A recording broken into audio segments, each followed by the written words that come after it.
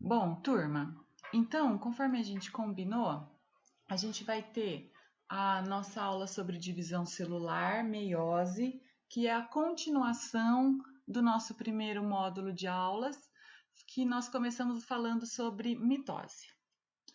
Para falar da meiose, então, a primeira coisa que a gente precisa entender é a sua importância, né? A meiose ela acontece para a formação dos gametas. Os gametas, no nosso caso, seres humanos, são o óvulo e o espermatozoide. Bastante cuidado que esse espermatozoide e esse óvulo, eles não estão num padrão de tamanho natural, tá? As proporções estão erradas. O espermatozoide ele é bem menor que o óvulo. O óvulo, basicamente, ele é formado por membrana plasmática, citoplasma e núcleo. Todos esses pontinhos que estão aqui em volta do óvulo, na realidade, são células guarda que vão ajudar a manter a estrutura dele bem firme, tá? Bom, e por que é a meiose que faz os gametas? Porque a meiose, ela tem uma característica muito importante que é reduzir o número de cromossomos no núcleo da célula. E para isso acontecer, a meiose acontece em duas fases, que a gente chama de meiose 1 e meiose 2. Cada uma dessas duas fases tem exatamente os mesmos pontos da mitose, desculpa. Ou seja, a meiose 1, ela vai ter prófase, metáfase, anáfase e telófase 1.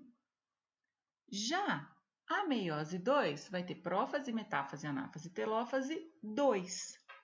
No próximo slide, a gente tem as fases da meiose 1 sendo explicadas e eu peço para vocês que, por favor, leiam com calma essas características e não deixem de tirar suas dúvidas. E para explicar cada uma delas, eu vou usar essa imagem do próximo slide, que mostra para a gente, então, o seguinte, ó, uma célula mãe que entra em intérfase, ou seja, ela perde o núcleo, né? Ele se desintegra, o cromossomo ele se condensa, se espiraliza e os seus pares ficam próximos. Os centríolos se dividem e começam a formar a fibra do fuso. Os centríolos migram para os polos da célula e as fibras do fuso, então, elas se conectam aos centrômeros dos cromossomos. Turma, isso é prófase 1. E na prófase 1, então, você tem uma diferença muito importante entre mitose e meiose. A prófase 1, ela tem os cromossomos encadeados, ou seja, você vai ter aqui os cromossomos homólogos, cromossomo 1 do pai, cromossomo 1 que veio da mãe, e eles estão próximos uns dos outros. E isso é importante, porque conforme vai acontecer toda a fase 1 da meiose, os cromossomos homólogos se separam. Olha só o que está acontecendo entre final de metáfase aqui, ó. Essa parte de cima, ou seja, esse cromossomo que está aqui em cima, sobe para o norte da célula e esse cromossomo que está aqui embaixo vai para o sul da célula, quando eles são arrastados pelo encurtamento da fibra do fuso em direção ao centrômero, desculpa, ao centríolo.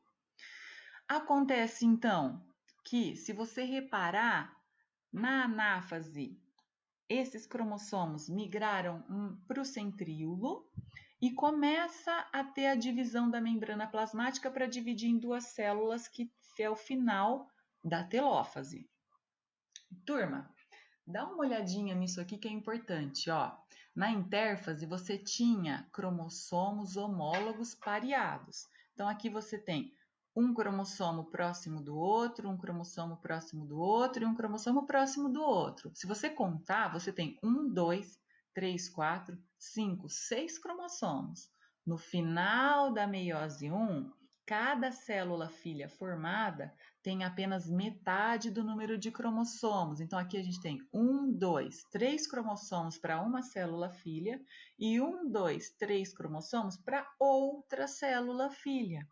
Então, final de meiose 1, ocorre uma redução do número de cromossomos pela metade. E o que é que entra em meiose 2? O resultado da meiose 1. Então, cada uma dessas duas células filhas vai entrar em meiose 2 e vai fazer todas as outras fases novamente da divisão celular, prófase 2, metáfase 2, anáfase 2, para continuar esse processo. Isso aqui não se transforma em óvulo e em espermatozoide. Primeiro precisa passar para meiose 2. E a gente vê aqui nesse próximo slide as características da meiose 2. Então, essas características eu peço novamente que vocês leiam com calma e tirem suas dúvidas, e a gente vai falar de cada uma delas com a ajuda da imagem novamente. Então, aqui, turma, lembrando, né? Essas duas células são o resultado da meiose 1, e você tem, então, agora uma diferença importante, não tem mais cromossomo homólogo, você está vendo que é um cromossomo de cada tipo só? Lembra que ficou na metade lá na meiose 1, né? E aí, eles são unidos pelo centrômero nas fibras do fuso. Aqui acontece igual a prófase da mitose. O centrômero se divide e, nas próximas fases, os cromossomos, as cromátides do cromossomo se separam. Então, na prófase 2, não tem mais emparelhamento de homólogo, tá? Com o encurtamento da fibra do fuso aqui na metáfase 2 e anáfase 2, você começa a ver então que para cada polo da célula, polo norte e polo sul, acontece a migração dos cromossomos, e esses cromossomos então vão para os cantos, né, para os polos da célula, vão sofrer o fechamento da membrana plasmática novamente e vão formar outras duas células filhas. Então, a primeira célula filha que entrou em meiose 2 formam duas células filhas, já com todas as estruturas nucleares formadas, e a segunda célula filha também forma duas células filhas no final. Então, a gente vai ter 4 células filhas formadas a partir de uma célula mãe no final da meiose 2, tendo o número de cromossomos sendo reduzido pela metade, lembra disso, hein? No final da meiose 1, tá? Turma, só para ressaltar, então, semelhanças entre mitose e meiose. Tanto a mitose quanto a meiose se originam a partir de uma célula-mãe. Tanto a mitose quanto a meiose formam novas células. E elas possuem as mesmas fases com características bem semelhantes. Eu não diria exatamente as mesmas porque a gente viu algumas diferenças, mas dá para caracterizar como prófase para os dois tipos. Você sabe o que é prófase de mitose e prófase de meiose. E é isso que está sendo mostrado nessa imagem aqui. Nessa imagem, a gente tem, então, uma fase que é haploide, que é de um N só, que é o óvulo, com o espermatozoide na fertilização, formando um zigoto, que aí juntou um N do óvulo com um N do espermatozoide, formou o zigoto 2N, 46 cromossomos. Acontece divisão celular por mitose, forma todo o corpo, regeneração de tecido, crescimento e etc.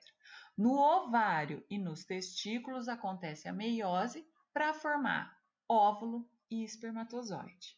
E as diferenças entre elas?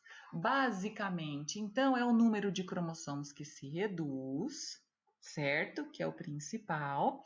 E isso é super importante que aconteça, porque se não acontecer assim, a nossa espécie, né, não se perpetua, não se garante que continue assim. Imagina que isso não acontecesse e que o óvulo ficasse com 46 cromossomos e o espermatozoide também. O zigoto ia ter 92 cromossomos. Isso é inviável para o núcleo da célula funcionar. É muita informação, tá? Turma, era isso que a gente tinha para conversar. O nosso último slide são as referências de onde eu tirei as informações. Eu espero que tenha sido proveitoso para vocês e a gente se vê numa próxima aula. Tchau, tchau!